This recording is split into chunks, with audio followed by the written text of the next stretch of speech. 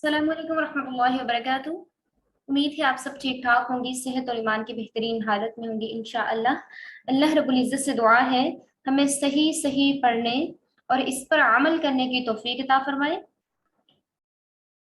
रब्बी शरह ली सदरी वयस्सिर ली अमरी वहलुल उक़दतम मिन लिसानी यफ़क़हू क़ौली। आमीन आमीन आमीन। सूरतुल अनआम,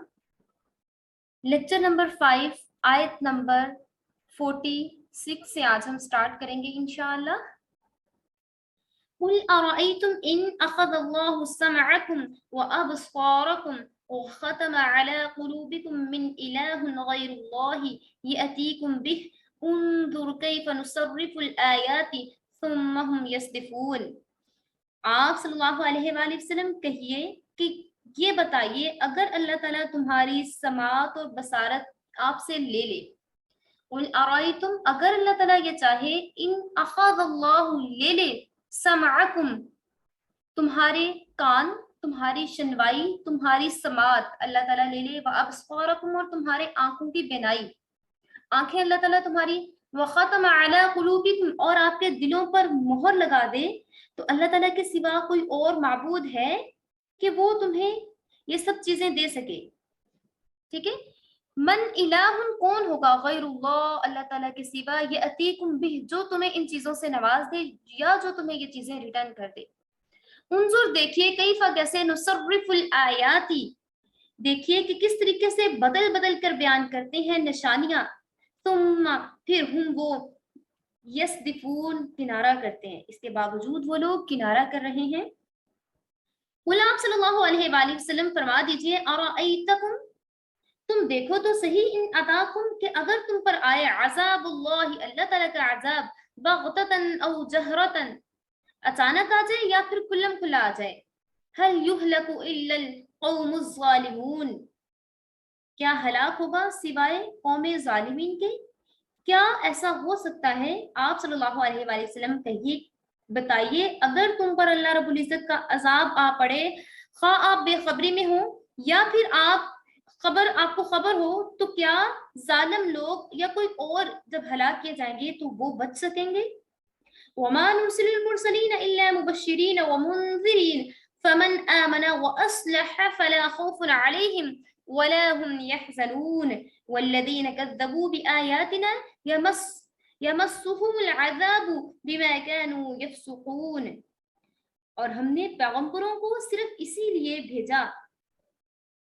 भेजा, हम इसलिए पैगंबरों को भेजा करते हैं कि वो बिशारत दें, खुशखबरी सुनाएं, इल्ला मुबश्शिरीन, वो लोगों को खुशखबरी दें, और मुनज़िरीन, या उन्हें डराएं,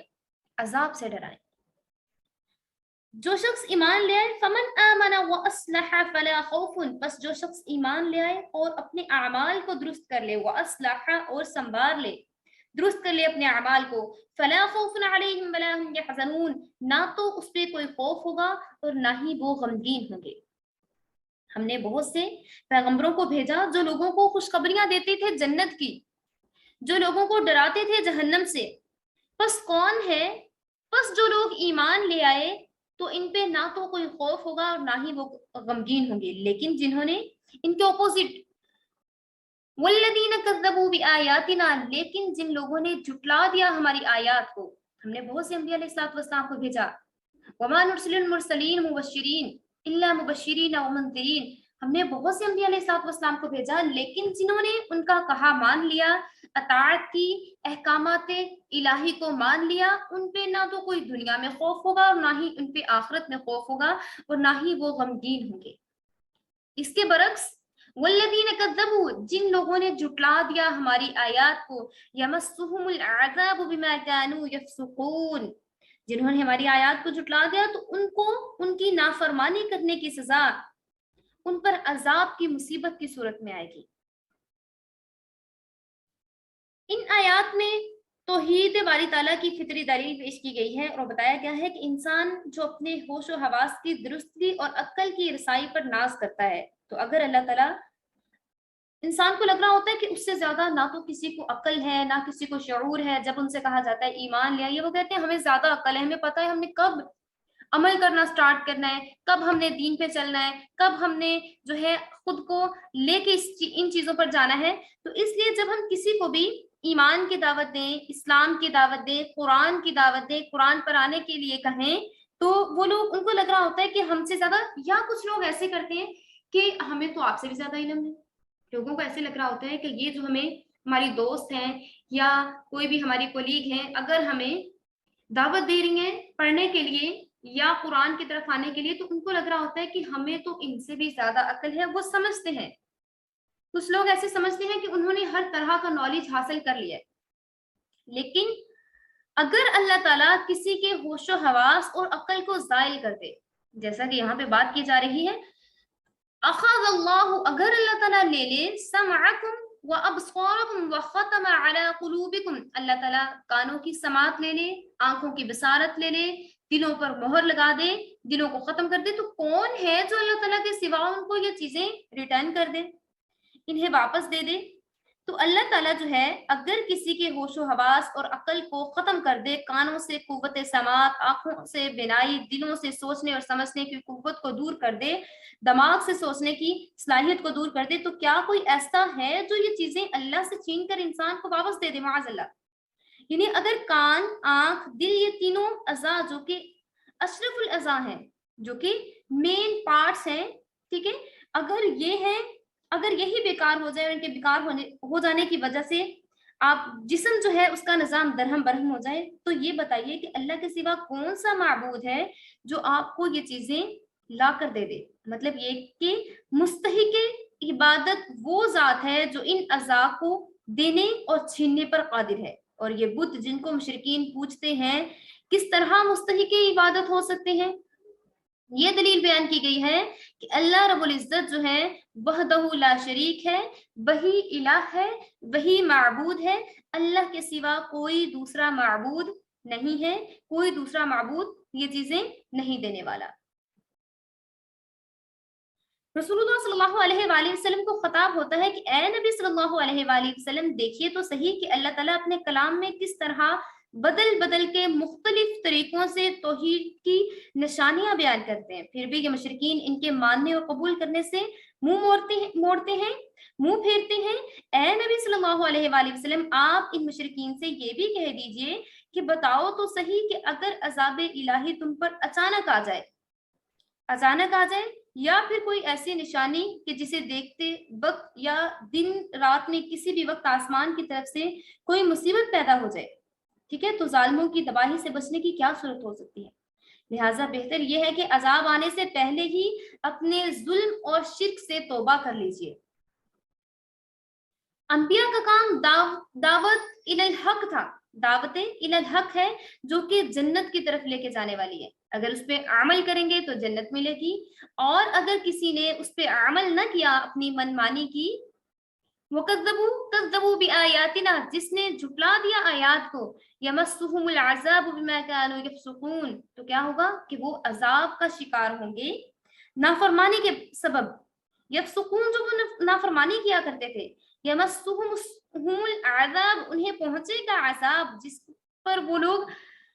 اتراتے تھے، اکڑ دکھاتے تھے، انا دکھاتے تھے کہ ہم تو بڑے عقل والے ہیں، ہمیں ساری سمجھ ہے، ہمیں پتہ ہے کیا کرنا ہے کیا نہیں کرنا۔ انبیاء علیہ الصلوۃ والسلام کی بات نہیں مانتے تھے، ان کی نافرمانی کے سبب اللہ تعالیٰ کی طرف سے انہیں عذاب پہنچے گا جو وہ نافرمانی کیا کرتے تھے۔ قُلْ لَا أَقُولُ لَكُمْ عِنْدِي خَزَائِنُ اللَّهِ وَلَا أَعْلَمُ الْغَيْبَ وَلَا أَقُولُ لَكُمْ إِنِّي مَلَكٌ إِنْ أَتَّبِعُ إِلَّا مَا يُوحَى إِلَيَّ قُلْ هَلْ يَسْتَوِي الْأَعْمَى وَالْبَصِيرُ أَفَلَا تَتَفَكَّرُونَ۔ آپ صلی اللہ علیہ وآلہ وسلم فرما دیجئے کہ نہ تو میں تم سے یہ کہتا ہوں کہ میرے پاس اللہ کے خزانے ہیں، اور نہ میں تمام غیب کے علم کو جانتا ہوں، وَلَا أَعْلَمُ الْغَيْبَ وَلَا أَقُولُ لَكُمْ إِنِّي مَلَكٌ، اور نہ میں یہ بات کرتا ہوں کہ میرے پاس غیب کا علم ہے، اور نہ ہی میں یہ کہتا ہوں کہ میں کوئی فرشتہ ہوں۔ ملک یعنی فرشتہ، نہ میں کوئی فرشتہ ہوں۔ ان اتبع الا ما یوحى الی، میں تو صرف وہی کچھ کہتا ہوں جو کچھ میرے پاس وہی لاتی ہے، اور اس کی اتباع کرتا ہوں۔ قل هل يستوي الأعمى والبصير أفلا تتفكرون. آپ کہیے کہ اندھا، کیا اندھا اور آنکھوں والا برابر ہو سکتے ہیں؟ سو کیا تم غور نہیں کرتے؟ قل هل يستوي الأعمى والبصير، کیا اندھا اور بینا برابر ہو سکتے ہیں؟ دونوں ایکول ہو سکتے ہیں؟ ایک تو جس کی آنکھیں ہیں، یستوی برابر ہونا، اعمى آنکھوں والا، اندھا، اعمى اندھا، والبصیر اور آنکھوں والا، کیا یہ دونوں برابر ہو سکتے ہیں؟ افلا تتفکرون، کیا تم غور و فکر نہیں کرتے؟ اللہ رب العزت کی ذات تم سے پوچھ رہی ہے کہ آپ غور و فکر نہیں کرتے کہ اللہ تعالیٰ نے آپ کو نوازا ہے، عقل سے نوازا، اس کے باوجود آپ لوگ اس چیز پر ایمان لانے والے نہیں۔ وَأَنذِرْ اور ڈرائیں بِهِ الَّذِينَ ان لوگوں کو، یخافون جو خوف رکھتے ہیں، ان یحشروا کہ وہ جمع کیے جائیں گے، الی ربہم اپنے رب کی طرف، لیس لہم تو نہیں ہے ان کے لیے، من دونہ اس کے سوا، ولی کوئی حمایتی، کوئی دوست، ولا شفیع اور نہ ہی کوئی سفارش کرنے والا، لعلہم یتقون تاکہ وہ لوگ پرہیزگار ہو جائیں، وہ بچتے رہیں۔ اور ایسے لوگوں کو ڈرائیے جو اس بات سے اندیشہ رکھتے ہیں کہ وہ اپنے رب کے پاس ایسی حالت میں جمع کیے جائیں گے کہ جتنے غیر اللہ ہیں، نہ کوئی ان کا مددگار ہوگا، نہ کوئی ان کا سفارش کرنے والا ہوگا، اور اس امید پر کہ وہ ڈر جائیں۔ مشرکین مکہ جو تھے، محض عناد کی وجہ سے ایسے سوالات اور فرمائشی معجزات طلب کرتے تھے۔ مثلا کسی نے کہا کہ آپ مکہ کی زمین کو وسیع کر دیجئے، اس میں باغات اور نہریں جاری ہو جائیں۔ کسی نے کہا کہ آپ مکہ کو کوہ صفا ہو جانے کا حکم دیجئے۔ کسی نے کہا کہ آپ ہمیں اتنی دولت دے دیں کہ ہم لوگ مالا مال ہو جائیں، سب کو زیادہ سے زیادہ دولت دے دی جائے۔ کسی نے کہا رسول اللہ صلی اللہ علیہ وآلہ وسلم سے کہ جس عذاب سے ہمیں ڈرایا جا رہا ہے وہ کب آئے گا اور قیامت کب ہوگی، وغیرہ وغیرہ۔ اس طریقے سے رسول اللہ صلی اللہ علیہ وآلہ وسلم سے کوشچننگ کیا کرتے تھے، اور فرمائشی معجزات کے پورا ہونے اور سوالات کے جواب دیے جانے پر نبی کریم صلی اللہ علیہ وآلہ وسلم کی رسالت کی تصدیق کو کہتے تھے ہم تب مانیں گے جب ہمارے فرمائشی معجزات پورے ہوں گے، اور جو ہم کوشچن کر رہے ہیں یا پھر ہماری جو خواہشات ہیں وہ پوری ہو جائیں گی۔ تو یہاں پہ ان آیات میں وہ چیزیں واضح کر دی گئی ہیں۔ ان آیات میں اللہ رب العزت نے یہاں 4 کاموں کی کرنے کا اعلان کیا ہے۔ اول یہ کہ اللہ جو ہے، اللہ خزائن کا مالک و مختار ہے۔ فرمایا کہ میں اللہ کے خزائن کا، رسول اللہ صلی اللہ علیہ وآلہ وسلم فرما رہے ہیں قُلْ لَا أَقُولُ لَكُمْ عِنْدِي خَزَائِنُ اللَّهِ وَلَا أَعْلَمُ الْغَيْبَ وَلَا أَقُولُ لَكُمْ إِنِّي مَلَكٌ۔ پہلی بات تو یہ کہ میں اللہ کے خزائن کا مالک و مختار نہیں ہوں کہ جو کچھ مجھ سے طلب کیا جائے میں فوراً آپ کا مطالبہ پورا کر دوں۔ دوسری بات یہ ہے کہ میں غیب نہیں جانتا، جو آئندہ کی باتیں آپ میرے سے پوچھتے ہو کہ اب قیامت کب آئے گی، نیکسٹ کسی کے بیٹا کب پیدا ہوگا، یا ایسی باتیں جو آپ غیب کے متعلق میرے سے سوالات کرتے ہیں، تو آپ کو لگتا ہے کہ میں آپ کو فوراً جواب دے دوں گا۔ اور تیسرا یہ کہ میں فرشتہ نہیں ہوں، میں تو اللہ کا نبی اور رسول ہوں۔ رسول اللہ صلی اللہ علیہ وآلہ وسلم مشرکین کو جواب دے رہے ہیں کہ سب سے پہلی بات یہ ہے کہ میں اللہ تعالیٰ کے خزائن کا مالک و مختار نہیں ہوں۔ دوسری بات یہ ہے کہ میں غیب نہیں جانتا، جو اللہ تعالیٰ وحی کے ذریعے مجھ تک پہنچاتے ہیں وہی میں آپ لوگوں تک پہنچاتا ہوں۔ تیسرا یہ کہ میں فرشتہ نہیں ہوں، میں اللہ کا نبی اور رسول ہوں، جو جس بشر سے ہوتے چلے آئے ہیں، اور جب بنی نوح بشر سے ہوگا تو پھر اس میں بھی بشر ہوں اور میں فرشتہ نہیں ہوں۔ پھر نمبر 4 میں بات کی گئی کہ میں رسول ہوں، ان اتبعو الا ما یوحى الی، میں تو رسول ہوں، اللہ کا رسول ہوں، مجھ پر اللہ کی طرف سے وحی نازل ہوتی ہے، اور میں صرف اسی چیز کی پیروی کرتا ہوں جو بذریعہ وحی مجھ پر نازل کی جاتی ہے، اور اس کے اتباع کی دوسروں کو بھی دعوت دیتا ہوں، لوگوں کو دعوت دیتا ہوں کہ جو وحی مجھ پہ نازل کی گئی ہے اس کی اطاعت کیجیے۔ اس اعلان اور ہدایت نامہ سے منصب رسالت کی حقیقت کو بھی واضح کر دیا گیا، اور رسول اللہ صلی اللہ علیہ وآلہ وسلم کے بارے میں جو کفار قریش اور منکرین جو تھے غلط تصورات قائم کر رکھے تھے، جنہوں نے ان کا ازالہ بھی فرما دیا گیا، اور مسلمانوں کو بھی ہدایت کر دی گئی کہ وہ عیسائیوں کی طرح اپنے رسول کو خدائی کا درجہ نہ دیں، خدائی کا مالک نہ قرار دیں۔ آپ کی محبت اور عظمت کا تقاضا یہی ہے کہ آپ کے متعلق یہود و نصارہ کی طرح آپ جو ہے افراط و تفریق میں نہ پڑ جائیں کہ یہودیوں نے تو قتل کیا، انبیاء علیہ الصلوۃ والسلام کو قتل کیا کرتے تھے، اور نصارہ نے اپنے رسول کو خدائی کا درجہ دیتے، ٹھیک ہے، نصارہ جو ہیں وہ حضرت عیسیٰ علیہ الصلوۃ والسلام کو خدا مانتے تھے۔ تو یہاں پہ یہ چیز کہی جا رہی ہے کہ آپ نے اس طرح سے نہیں کرنا، آپ کو بتا دیا گیا ہے کہ نبی کریم صلی اللہ علیہ وآلہ وسلم احمد مجتبی جو ہے وہ خوبیوں اور کمالات سے اللہ تعالیٰ نے انہیں بہت زیادہ خوبیاں اور کمالات عطا فرما دیے ہیں جو کسی بھی دوسرے پیغمبر کو عطا نہیں کیے گئے،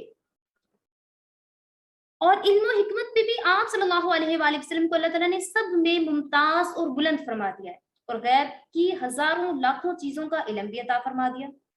بلکہ تمام ملائکہ، فرشتے، اولین آخرین کو جتنا علم دیا گیا ان سے زیادہ حضور اقدس صلی اللہ علیہ وآلہ وسلم کو علم عطا فرمایا گیا، لیکن ساتھ ہی قرآن و سنت کی بے شمار تصریحات کے مطابق کہا گیا کہ اللہ تعالیٰ نے کچھ چیزوں کے بارے میں رسول اللہ صلی اللہ علیہ وآلہ وسلم کو وحی کے ذریعے سے بتا دیا گیا، لیکن کچھ چیزوں کے بارے میں کچھ چیزوں کو پوشیدہ رکھا گیا۔ اور لاسٹ والی آیت میں فرمایا گیا ہے کہ اللہ تعالیٰ فرما رہے ہیں کہ ان لوگوں کو جو لوگ ڈرنا چاہتے ہیں انہیں آپ ڈرائیے، انہیں جہنم کے عذاب سے ڈرائیے، انہیں اس دن سے ڈرائیے جب تمام لوگوں کو اکٹھا کیا جائے گا اور سب کا نامہ اعمال ان کے ہاتھوں میں ہوگا، پھر اس دن ان کی کیا حالت ہوگی۔ اس لیے انہیں ایسے لوگوں کو جو کہ پرہیزگار ہیں، متقی ہیں، ڈرنا چاہتے ہیں، اور رسوائی کے خوف سے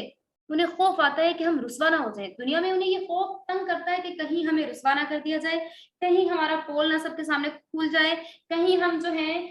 بالکل سب کے سامنے نہ جائیں اگر کوئی ہم سے غلطی ہو جاتی ہے۔ لیکن آخرت میں بھی انہیں بتایا جائے کہ بِهِ الَّذِينَ يَخَافُونَ أَن يُحْشَرُوا إِلَىٰ رَبِّهِمْ، انہیں اس چیز سے خوف، جو لوگ خوف رکھتے ہیں انہیں بتایا جائے کہ انہیں سب کو اکٹھا کیا جائے گا، ہاں کہا جائے گا إِلَىٰ رَبِّهِمْ، ان کے رب کی طرف۔ پھر جو لوگ آپ کی رسپیکٹ کر رہے ہوں گے، جو لوگ آپ کے آگے پیچھے چلتے ہوں گے کہ یہ بڑے اچھے ہیں، جب ان کو پتا چلے گا کہ ان کے اعمال ایسے تھے تو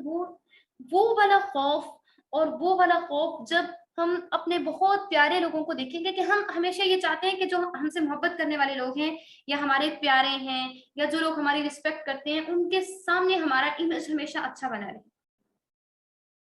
ٹھیک ہے۔ تو اللہ رب العزت کی ذات سے ہم سب بے حد محبت کرتے ہیں اور اللہ رب العزت بھی ہم سے، اور اس ٹائم کیا حالت ہوگی جب کبھی اللہ نہ کرے کہ کبھی ایسا ہو، فرمایا جائے کہ یہ آپ کا نامہ اعمال ہو اور ہم بلینک فیسز لے کے کھڑے ہوں، تو اللہ تعالیٰ سے ہمیشہ دعا کی جائے کہ اے اللہ ہمارا نامہ اعمال ہمیشہ ہمارے دائیں ہاتھ میں پکڑائیے گا اور ہمیں ایسے اعمال کرنے کی توفیق عطا فرمائیے گا۔ ولا تطرد الذين يدعون ربهم بالغداة والعشي يريدون وجهه، اور نہ دور کریں آپ صلی اللہ علیہ وآلہ وسلم ان لوگوں کو، یدعون جو پکارتے ہیں، ربهم اپنے رب کو، بالغداوتی صبح کے وقت، والعشی اور شام کے وقت، یریدون وہ چاہتے ہیں، وجہہ کہ ان کا رخ ہو، ان کا چہرہ ہو، ما علیکا ما نہیں ہے آپ صلی اللہ علیہ وآلہ وسلم، من حسابہم کہ ان کا حساب دیں، من شیئن کچھ بھی، وما اور نہیں ہے، من حسابکا آپ صلی اللہ علیہ وآلہ وسلم کا حساب، علیہم ان پر، من شیئن کچھ بھی، فتطردہم کہ تم انہیں دور کر دو گے، فتکونا تو ہو جاؤ، من الظالمین ظالموں میں سے۔ اور ان لوگوں کو نہ نکالیے جو صبح و شام اپنے پروردگار کی عبادت کرتے ہیں، جس سے خاص اسی ہی کی رضا کو چاہ رہے ہوتے ہیں، جو خاص اللہ رب العزت کی رضا کے لیے دن رات عبادت کرتے ہیں، ان کا حساب ذرا بھی آپ کے متعلق نہیں، اور آپ کا حساب ذرا بھی ان کے متعلق نہیں، آپ ان کو نکال دیں، آپ کے متعلق نہیں، آپ ان کو نکال دیں، ورنہ آپ نامناسب کام کرنے والوں میں سے ہو جائیں گے۔ وَكَذَلِكَ فَتَنَّا بَعْضَهُمْ بِبَعْضٍ لِيَقُولُوا أَهَٰؤُلَاءِ مَنَّ اللَّهُ عَلَيْهِم مِّن بَيْنِنَا أَلَيْسَ اللَّهُ بِأَعْلَمَ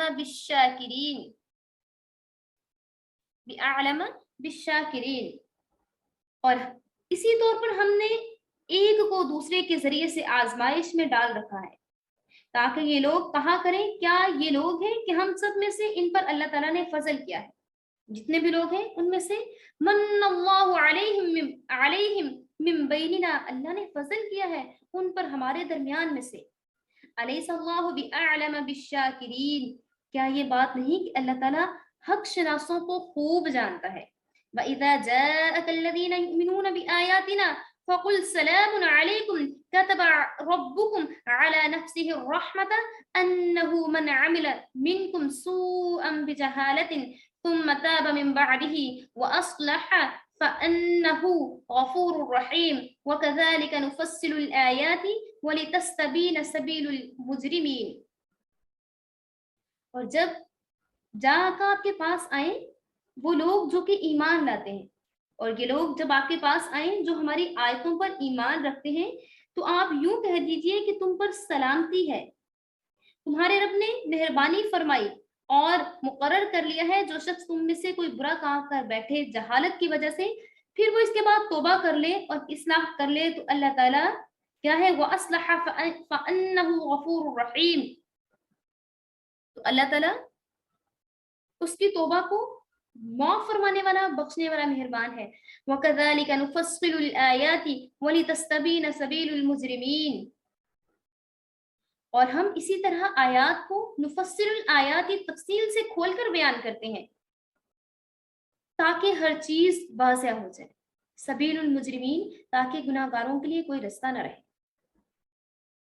اب ان آیات کا شان نزول کیا ہے کہ ایک مرتبہ سرداران قریش نے رسول اللہ صلی اللہ علیہ وآلہ وسلم کے پاس یہ پیغام بھیجا کہ آپ صلی اللہ علیہ وآلہ وسلم کی مجلس میں ہمیشہ غریب، فقراء اور ہمارے آزاد کردہ غلام ہوتے ہیں، جیسے کہ حضرت بلال حبشی رضی اللہ تعالیٰ عنہ، حضرت صہیب رضی اللہ تعالیٰ عنہ، حضرت عمار اور حضرت مقداد رضی اللہ تعالیٰ عنہ اور حضرت ابن مسعود رضی اللہ تعالیٰ عنہ. ہمارا دل چاہتا ہے کہ ہم آپ کے پاس آ کر بیٹھے اور آپ کی باتیں سنیں، لیکن آپ کے پاس ایسے لوگ بیٹھے ہوتے ہیں اور ہم جو ہیں وہ زیادہ معتبر قریش ہیں، ہم سردار ہیں، ہمارا ان کے ساتھ مل کر بیٹھنا ہمارے لیے عیب ہے اور ہمارے لیے اس میں شرمندگی ہے کہ ہم ان لوگوں کے ساتھ آ کر بیٹھیں. اس لیے ہم جب آپ کے پاس آیا کریں تو آپ اپنی مجلس سے ان غریب اور فقراء کو اٹھا دیا کریں. ممکن ہے کہ پھر ہم آپ کی بات کو سن کر آپ کی تصدیق کریں اور آپ کی اطاعت کریں. حضرت عمر رضی اللہ تعالیٰ عنہ نے بھی مشورہ دیا اور عرض کیا کہ یا رسول اللہ صلی اللہ علیہ وآلہ وسلم ایسا بھی کر کے دیکھ لیجئے، دیکھیں تو صحیح ان سے سرداران قریش کا کیا مقصد ہے، یعنی امتحاناً ان سے یہ درخواست منظور کروا لی جائے، شاید اس بہانے سے یہ لوگ اسلام لیں. تو چنانچہ رسول اللہ صلی اللہ علیہ وآلہ وسلم نے ان کی اس درخواست کو قبول کرنے کا ارادہ کیا. مینس کہ اس پہ عمل نہیں ہو پایا تھا، صرف ابھی ارادہ ہی کیا تھا. تو اس بارے میں یہ آیات مبارکہ نازل ہوئی اور اللہ تعالیٰ کی طرف سے ممانعت آ گئی اور فرما دیا گیا وَلَا تَطْرُدِ الَّذِينَ، ان لوگوں کو نہ نکالیے جو صبح و شام اپنے پروردگار کی عبادت کرتے ہیں، جو صبح و شام اللہ رب العزت کو یاد کر رہے ہیں، آپ ان لوگوں کو نہ نکالیے. اسلام میں فضیلت کا مدار ایمان اور عمل ہے، دولت نہیں ہے. مومن جو ہے فقیر کی ذلت برداشت نہیں ہے. مومن کو ان آیات میں اللہ تعالیٰ کی طرف سے حضور صلی اللہ علیہ وآلہ وسلم کو نصیحت فرمائی جا رہی ہے کہ کافر لوگ جو آپ سے کہتے ہیں کہ ہم اس شرط سے آپ کی باتیں سننے کے لیے تیار ہیں کہ یہ جو کم حیثیت غریب لوگ آپ کے ساتھ بیٹھے ہوئے مجلس میں وہ اس میں شریک نہ ہوں، کیونکہ اس میں ہماری اہانت ہوتی ہے، اس میں ہمیں شرمندگی محسوس ہوتی ہے کہ یہ لوگ پاس کیوں بیٹھ رہے ہیں. تو آپ ان لوگوں کو نہ ہٹائیے کیونکہ یہ اللہ تعالیٰ کے طالب ہیں اور انہیں اپنے پاس سے آپ نہیں ہٹائیں گے. یہ فقراء جو ہیں اپنی عبادت میں مخلص ہیں اور یہ ان کا احترام ہر حال میں ملحوظ خاطر رکھا جائے. یہ مغرور اور متکبر قریش خواہ ایمان لائیں یا نہ لائیں،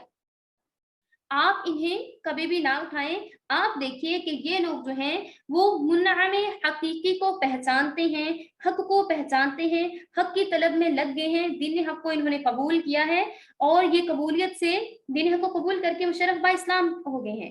اور انہوں نے ہر طریقے سے دین کو قبول کیا. غریبی رہی، انہوں نے اپنا گھر بار مال دولت سب چھوڑ دیا اور غریب ہو گئے لیکن اسلام میں داخل ہو گئے. اور اس طریقے سے ان آیات میں غریب صحابہ کی دلجوئی بھی کی گئی اور انہیں اعزاز بھی دیا گیا. मीन्स के कुरैश के इस कौल और मुतालबे से गरीब और मुफलिस नादार सहाबा कराम का दिल दुखा होगा, क्योंकि इसमें इन मुफलिस जो मोमिनीन थे उनकी तहकीर और तजलील की गई थी। इसलिए आगे अल्लाह ताला ने ऐसे सहाबा कराम जो कि गरीब थे उनकी दिलजोई फरमाई है, और साथ में उन्हें एजाज भी दिया गया है कि आप इन लोगों को यहाँ से ना हटाइए, इन लोगों का एहतराम मलहूज़ खातर रखिए और इन लोगों को अप्रिशिएट कीजिए। और साथ ही फरमा दिया गया कि दीन जो है इस्लाम सलामती का दीन है, और दुनिया के बाद ये ऐसी खुशखबरी और बशारत इसमें सुनाई गई है लोगों के लिए, मुसलमानों के लिए, कि जो भी इसको कबूल कर लेता है तो अल्लाह ताला की तरफ से इसमें बशारत और खुशखबरी सुनाई गई है कि तुम्हारे रब ने तुम्हारे लिए अपनी जात पर रहमत लाजिम कर लिया। तुम में से अगर किसी से कोई खता या कसूर नादानी हो भी जाती है, क्योंकि मोमन जो है वो जानबूझकर गुनाह तो करता ही नहीं है, तो अल्लाह ताला इससे इसकी तौबा को कबूल कर लेगा। अगर वो तौबा करे तो अल्लाह ताला इस तौबा को कबूल करके उसको मुआफ फरमा देगा। और तुम अल्लाह ताला को, अगर तुम माफी मांगते हो अल्लाह ताला से, तो आप अल्लाह ताला को गफूर रहीम पाओगे। अल्लाह रब्बुल इज्जत से दुआ है कि हमें सही से दीन पर अमल करने की तौफीक अता फरमाए, और अल्लाह ताला हमेशा हमें ऐसे लोगों से बचाए रखे जो कि मुतकब्बर हैं, और अल्लाह ताला हमें अपने दीन के लिए खालिस कर ले, और आखिरत में भी अल्लाह ताला हमें हकीकी इज्जत अता फरमाए और हमारा खात्मा ईमान पे फरमाए। व आखिरु दाअवाना अनिल हम्दुलिल्लाहि रब्बिल आलमीन व मा अलैना इल्लल बलागुल मुबीन।